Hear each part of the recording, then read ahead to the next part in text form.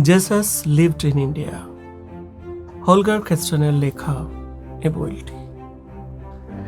এ বইটিতে উনি যীশুখ্রিস্টের এই ভারতবর্ষের আসা, ভারতবর্ষ থেকে শিক্ষা নেওয়া, ভারতবর্ষের তার দীক্ষা, তার সাধনা এবং তার শেষ নিঃশ্বাস ত্যাগ করা লিপিবদ্ধ করা হয়েছে।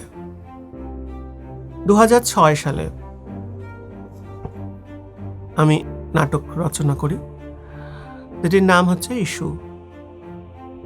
আজ গল্পের দর্পণে এই কথাটি বলার মূল উদ্দেশ্য হচ্ছে সামনেই আসছে বড়দিন,